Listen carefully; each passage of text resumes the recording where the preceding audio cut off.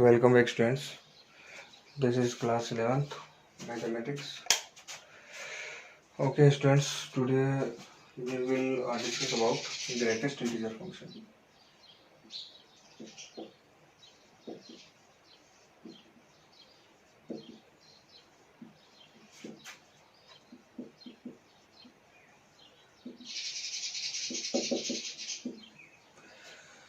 Dear students, greatest integer function कौन से function होते हैं, उनके बारे में अपन और क्या राय बना सकते हैं, क्या अपन इसमें देख सकते हैं, इन सारी चीज़ों के बारे में स्टूडेंट्स अपने को स्टडी करनी पड़ेगी.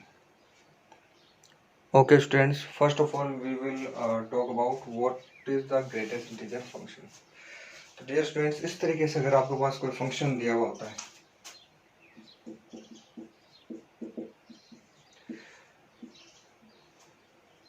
इस तरीके से अगर कोई फंक्शन है अपने पास, तो वो स्टूडेंट्स क्या होगा, अपना ग्रेटेस्ट इंटीजर फंक्शन होगा. यानी एक आपको बिगर जो ब्रैकेट होता है, बड़े वाला जो ब्रैकेट होता है, वो स्टूडेंट्स आपको इसमें दिया हुआ होगा और इसको बोलते हैं स्टूडेंट्स ग्रेटेस्ट इंटीजर फंक्शन बोलते हैं.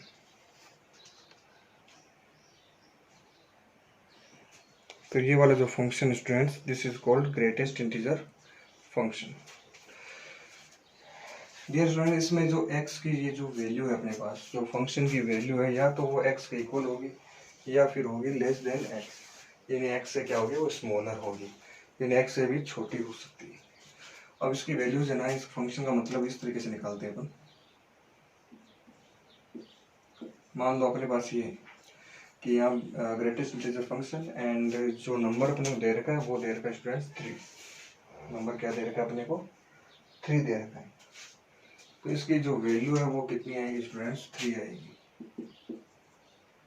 4 है तो इसकी वैल्यू क्या होगी, 4 होगी. लेकिन अगर आपके पास ये आ जाए 3.1, तो इसकी वैल्यू क्या होगी. इसकी वैल्यू आप सोच रहे होंगे कि 3.1 होगी, but it is not true. अगर आपके पास 3.1 है तो स्टूडेंट्स इसकी जो वैल्यू है वो होगी 3. इसकी वैल्यू क्या होगी, 3 होगी. किस तरह से होगी 3, उसके बारे में चलो स्टूडेंट्स अपन स्टडी करते हैं. कोई भी नंबर दे रखा हो, जैसे 3.1 दे रखा है, तो आप इसको नंबर लाइन पे शो करोगे.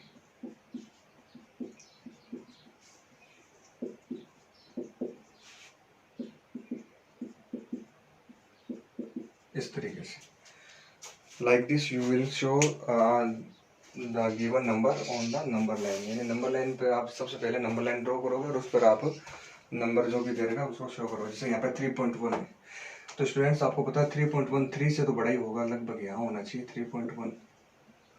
तो इसकी जो वैल्यू है ना वो आएगी, इससे जस्ट पहले वाला इंटीजर कौन सा है, 3 है, तो इसकी वैल्यू क्या आएगी, 3 होगी. यानी जो भी नंबर दे रखा है पॉइंटों में, अगर आपको नंबर पॉइंटों में नहीं दे रखा तब तो आंसर देखो वही रहेगा. जैसे 3 दे रखा है तो 3 हो जाएगा आंसर. 4 है तो 4 का आंसर 4 आएगा. अगर आपको इंटीजर दे रखा है तो आपका जो आंसर है वो सेम ही रहेगा, that will not be change. लेकिन अगर हमें ना डेसिमल नंबर दे रखा है, जैसे कि 3.1 दे दिया, तो उससे जस्ट पहले वाला जो इंटीजर होगा, सबसे पास वाला लेफ्ट साइड में जो इंटीजर होगा, वो इंटीजर ही आपका क्या होगा स्टूडेंट्स, इसकी वैल्यू जो है वो आएगी. अब जैसे मान लो अगर मैं ना यहाँ पे लिखता हूँ 3.2, तो इसकी वैल्यू क्या होगी, 3 होगी. कि 3.2 आपका यहाँ मिलेगा लगभग. तो इससे पहले वाला इंटीजर कौन सा है, 3. इंटीजर मतलब ये जो कंप्लीट जो नंबर होते हैं बिना डेसिमल वाले, उन्हें क्या कहते हैं स्टूडेंट्स, अपन इंटीजर बोलते हैं. तो इनसे जस्ट पहले वाला जो इंटीजर है वो होगा. तो 3.1 की वैल्यू भी यही होगी, 3.2 की वैल्यू भी यही आएगी. अगर अपन बात करें 3.9 की, तो भी इसकी वैल्यू क्या आएगी, 3 ही आएगी. यहाँ होगा 3.9, तो इससे जस्ट पहले वाला इंटीजर कौन सा है, 3. अब जैसे मान लो मैं यहाँ पर कर देता हूँ 0.1, तो 0.1 ऑब्वियसली सीधी सी बात है यहाँ होगा आपका 0.1. तो इससे पहले वाला जो इंटीजर है वो क्या है आपका, 0. तो इसका जो आंसर स्टूडेंट्स वो क्या आएगा, 0 आंसर आएगा इसका. इस तरीके से स्टूडेंट्स आपको इसका जो आंसर है वो आपको राइट करना है. लेकिन अगर अपन नेगेटिव नंबर लेते हैं तो फिर ग्रेटेस्ट इंटीजर फंक्शन क्या वैल्यू देगा. सपोज दैट माइनस का 1.1 लिख दिया मैंने, माइनस का 1.1।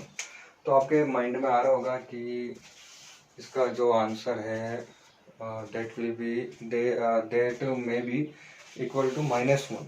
आपको लग रहा होगा -1 होना चाहिए, but it is not true. पहले students, I already told you, सबसे पहले जो नंबर आपको जहाँ दे रखा है, पहले आप उस नंबर को उस नंबर लाइन पर क्या करना है, आपको शो करना है। First of all you have to show the given number on the number line. जो भी नंबर दे रखा है स्टूडेंट्स, उसको आपको नंबर लाइन पे क्या करना पड़ेगा, शो करना पड़ेगा। नंबर लाइन में शो करने के बाद में स्टूडेंट्स अपन आगे की बात इसमें करेंगे। अब जैसे माइनस का 1.1 है, तो देखो यहाँ 0 है, फिर यहाँ माइनस का 1 है, तो यहाँ होगा माइनस का 1.1। अब इससे पहले इधर लेफ्ट साइड में इंटीजर कौन सा है, माइनस का 2 है, तो इसका आंसर क्या आएगा, माइनस का 2 आएगा। ठीक है, तो -1.1 का भी आंसर -2 आया। -1.2 अगर लेते हो तो भी उसका आंसर क्या आएगा, माइनस का 2 ही आएगा। इसका आंसर भी क्या आएगा, माइनस का 2। माइनस का 1.9 लोगे तो भी इसका आंसर क्या होगा, माइनस का 2। स्टूडेंट्स, आपको ना नाम से भी पता चल रहा है, आपको नाम से पता चल रहा है कि we are talking about greatest integer function, यानी कि जो भी हमें दे रखा है उसमें जो ग्रेटेस्ट इंटीजर होगा, जहां तक ग्रेटेस्ट इंटीजर है वहां तक की वैल्यू अपने को लेनी है, यानी वो ग्रेटेस्ट इंटीजर ही अपने को पकड़ना है इसमें, बाकी की वैल्यू से हमें कोई मतलब नहीं है। जैसे 3.9 है तो इससे भी हमें कोई मतलब नहीं होगा। Okay students, now we will talk about the graph of the greatest integer function.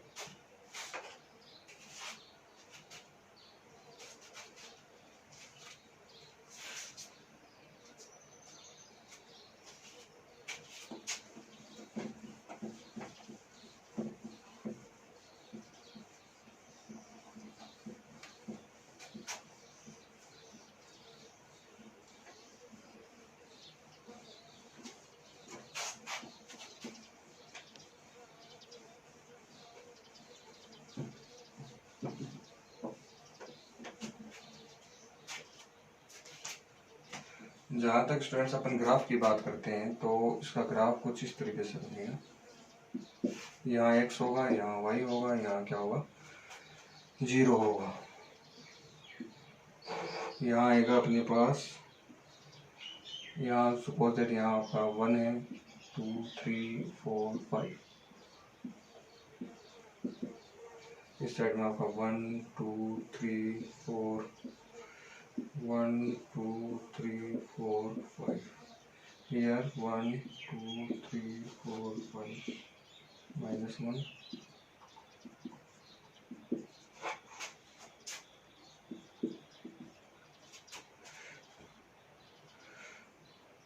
यहाँ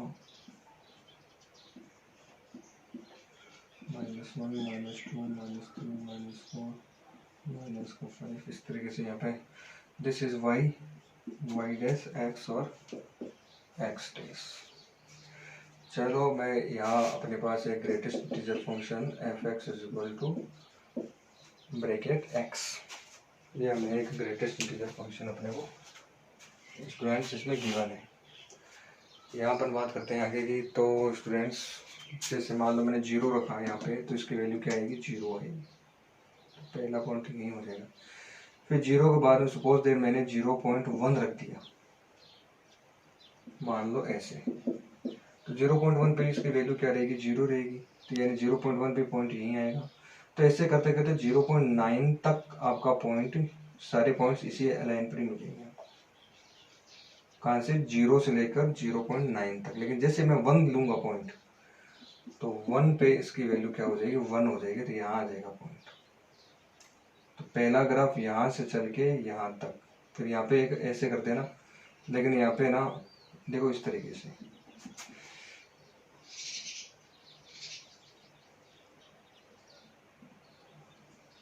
इस तरीके से, कि इसका मतलब ये होता है कि यहाँ पे आपने एक एक सर्किल बना दिया छोटा सा, जिस सर्किल को हमने डार्क नहीं किया, डार्क नहीं किया इसका मतलब ये है कि यहाँ जैसे इस सर्किल पे एक पॉइंट है 1, वो 1 हमने यहाँ रखा तो यहाँ पे पॉइंट नहीं आया, वो पॉइंट कहाँ आ गया, यहाँ आ गया इसके ऊपर, ठीक है ना। इसको डार्क कर दिया, यानी कि पॉइंट आपका यहाँ है। अब 1 के बाद में आप जैसे 1.1 रखो तो इसकी वैल्यू क्या आएगी, 1 ही आएगी। तो यहाँ मैंने 1.1 रखा तो भी वैल्यू 1 आएगी, 1.2 पे भी वैल्यू यही आएगी, ऐसे करते करते 1.9 तक वैल्यू यही आती रहेगी। लेकिन जैसे मैं 2 रखता हूँ, इसमें 2 रखते ही वैल्यू क्या हो जाती है 2, तो ये वाला 2 रखें तो वैल्यू आती है 2, यानी ये वाला 2 आ जाता है। तो यहाँ इसके सामने जस्ट यहाँ ले लेते हैं, तो फिर यहाँ हमारा कोई पॉइंट है क्या, यहाँ पे कोई पॉइंट नहीं है। यहाँ अपन ने क्या करते हैं, ऐसा स्पेस बना दिया ताकि अपने को पता चल जाए कि 2 के जस्ट सामने यहाँ ये 1 इसकी वैल्यू नहीं है, 2 के सामने वैल्यू क्या है इसकी 2 है। फिर आगे वाला ग्राफ भी आपका कुछ ऐसा ही बनेगा, यहाँ तक तो आपका ऐसे करके स्पेस, फिर 3 पे वैल्यू क्या आएगी 3 आ जाएगी। तो ये टुकड़ों में इस तरीके से स्टूडेंट्स इसका ग्राफ बनाना पड़ेगा हमें। ऐसे ही आप स्टूडेंट्स नेगेटिव, जैसे मैंने पॉजिटिव नंबर्स का ग्राफ बनाया है, वैसे स्टूडेंट्स आप नेगेटिव नंबर्स का भी ग्राफ बना सकते हैं। ओके स्टूडेंट्स, अब अपन एक्सरसाइज की बात करते हैं।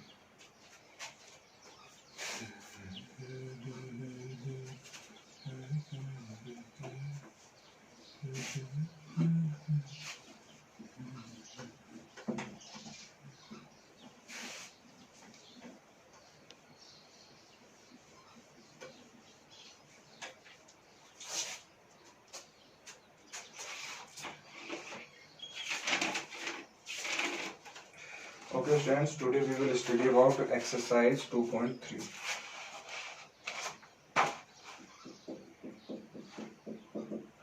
फर्स्ट क्वेश्चन आपको दे रखा है, which of the following functions are relations. following relations are function, यानी कौन कौन से जो रिलेशन है वो क्या आपके फंक्शन है। give regions and find domain in the range if they found function, यानी आपको ना इस क्वेश्चन में 3 क्वेश्चन दे रखे हैं इस तरीके से। फर्स्ट वाला आपको ये दे रखा है,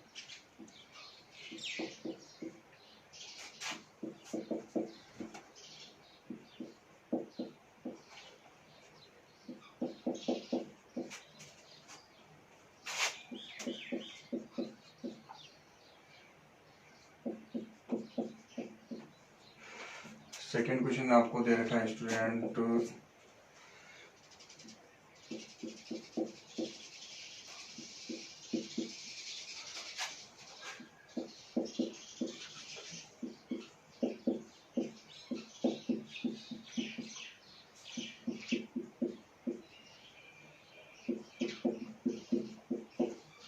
ये क्वेश्चन आपको स्टूडेंट्स यहाँ पे गिवन है, यानी ये वाला जो क्वेश्चन है आपको इस तरीके से स्टूडेंट्स आपको क्वेश्चन यहाँ पे दे रखा है। अच्छा, इसका एक थर्ड पार्ट भी दे रखा है स्टूडेंट्स, वो आपको सॉल्व करना होगा। थर्ड जो पार्ट है इसका, फर्स्ट क्वेश्चन का थर्ड पार्ट है, वो आपको सॉल्व करना है। ये जो 2 पार्ट्स है ना, ये फर्स्ट क्वेश्चन है यहाँ पे, उसके 2 पार्ट्स, और इसका तीसरा पार्ट भी है, लेकिन वो तीसरा पार्ट जो है स्टूडेंट्स वो आपको सॉल्व करना होगा। तो आपको बताना है कौन सा फंक्शन है और कौन सा फंक्शन नहीं है। तो देखो, फंक्शन के बारे में मैंने आपको ये बताया था, यहाँ अपन जैसे इस तरह से एरो डायग्राम बना लो, पहले वाले एलिमेंट सेट ए के मान लो, दूसरे वाले एलिमेंट सेट बी के मान लो, 2 5 8 11 14 17, बी में 1 ओनली एक एलिमेंट है। अब देखो 2 का रिलेशन भी 1 के साथ है, 5 का भी किसके साथ है 1 के साथ है, 8 का किसके साथ है 1 के साथ, 11 का रिलेशन भी 1 के साथ है, 14 का भी 1 के साथ और 17 का भी 1 के साथ। तो ओके स्टूडेंट्स, 2 5 इन सब का जो रिलेशन है वो किसके साथ है 1 के साथ है, और अपने को चेक करना है क्या ये फंक्शन है या नहीं है।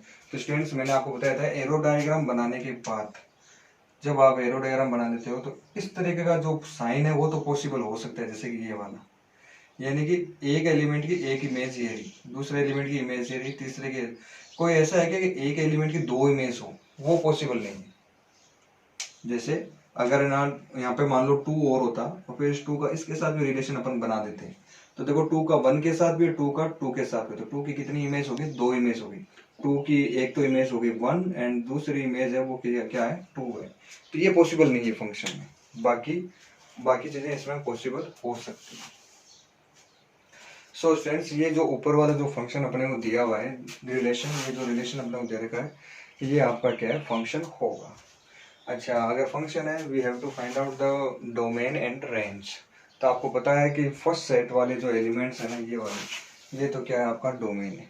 ठीक है, तो आप डोमेन लिख के आप एलिमेंट लिख सकते हो 2, 5, 8, 11, 14, 17, ये तो आपका डोमेन हो गया। और इसके अंदर केवल एक एलिमेंट है 1, इसके अंदर केवल एक एलिमेंट है और वो एलिमेंट कौन सा है, 1 है। इसलिए रेंज जो है वो क्या होगी, इसकी 1 होगी, range will be 1। Okay students, second question की बात करते हैं।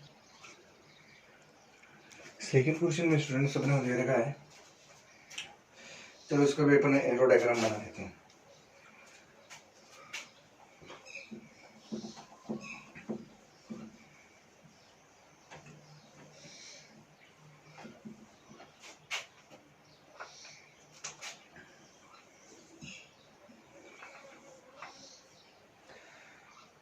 यहाँ सेट ए हो गया और यहाँ पे सेट बी हो गया। 2, 4, 6, 8, 2, 4, 6, 8, 10, 12, 14। बी है 1, 2, 3, 4, 5, 6, 7, 2, 3, 4, 5, 6 और 7। 2 का 1 के साथ रिलेशन है, 4 का 2 के साथ है, 6 और 3 का रिलेशन है, 8 और 4 का रिलेशन है, 10 और 5 का रिलेशन है, 12 और 6 का रिलेशन है, 14 और 7 का रिलेशन है। ठीक है, तो इसमें आप देख सकते हो हर एक एलिमेंट की सेपरेट सेपरेट क्या दे रखी है, इसमें इमेज दे रखी है। तो I think this is also a function. तो स्टूडेंट्स, ये भी क्या होगा, आपका एक फंक्शन होगा। अच्छा, इसका जो थर्ड वाला जो क्वेश्चन है 1, 3, 1, 5, इसके बारे में चलो और चेक कर लेते हैं कि ये आपका फंक्शन होगा या नहीं होगा।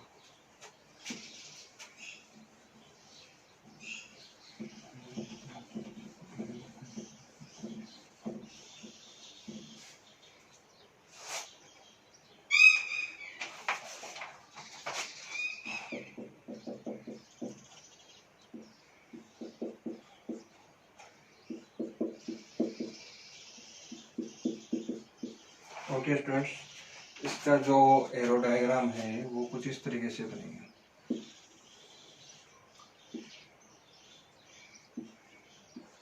ठीक है, 1 का 3 के साथ रिलेशन है, 1 का 5 के साथ रिलेशन है, 2 का 5 के साथ। तो यहाँ देखिए, यहाँ थोड़ा सा क्या है, मामला गड़बड़ हो गया है। This is not a function students, ये फंक्शन नहीं होगा। वाई, क्यों नहीं होगा ये function? Because 1 is an element and it have 2 images। 1 की कितनी इमेज होगी, 2 होगी। 1 की किसी की भी ना दो मोर देन 1 इमेज नहीं होनी चाहिए। कोई भी एलिमेंट हो उसकी मोर देन 1 इमेज नहीं होनी चाहिए, एक की केवल एक ही इमेज होनी चाहिए। तो ये वाला जो सिंबल बनता है ना, लेस देन वाला, देखो ये लेस देन का सिंबल बन गया इस तरीके से। This is not allowed in function. इस तरीके के जो सिंबल्स है वो फंक्शन में अलाउ नहीं होते हैं। So students, you always keep this concept in mind कि अगर इस तरह का सिंबल आता है तो वो फंक्शन में काउंट नहीं होगा। तो इस तरीके से स्टूडेंट्स, हमारा जो फर्स्ट क्वेश्चन है वो आपका हो जाएगा। उसके बाद में स्टूडेंट जो इसका सेकेंड क्वेश्चन है वो मुझे करवाना पड़ेगा। थर्ड वाला जो क्वेश्चन है वो आप लोग सेल्फ कर लेना, क्वेश्चन नंबर थर्ड। उसमें आपसे ना ज़्यादा कुछ नहीं पूछा, नॉर्मल सी चीज़ें पूछी। आपको एक फंक्शन दे रखा है 2x - 5। थर्ड वाला मैं आपको नेक्स्ट वीडियो लेसन में करूँगा। ये आपको एक f(x = 2x - 5) दे रखा है और आपसे कहा है कि f0 की वैल्यू फाइंड करो। f0 फाइंड करने का मतलब है, देखो यहाँ f के अंदर x है तो यहाँ पे भी क्या है, x। अब f के अंदर क्या है, यहाँ पे 0 है, तो यहाँ x की जगह क्या रख दो, 0 रख दो, बाकी एज इट इज पड़ा रहने दो। 2 को 0 से मल्टीप्लाई करोगे तो 0 आ जाएगा, 0 माइनस 5 माइनस का 5। अगर मान लो यहाँ पे 2 होता तो ठीक है, x की जगह 2 रख देते, 2 2 जब 4 माइनस 5 फिर माइनस का 1 हो जाता है इसका आंसर। तो डियर स्टूडेंट्स, इस तरीके से आपको ना इसका जो आंसर है वो आपको देना है। और इस तरीके से अपन जो स्टूडेंट्स इसका जो आंसर है वो कर सकते हो। Okay students, thank you, have A next day. Next video जैसे में नेक्स्ट क्वेश्चन करेंगे।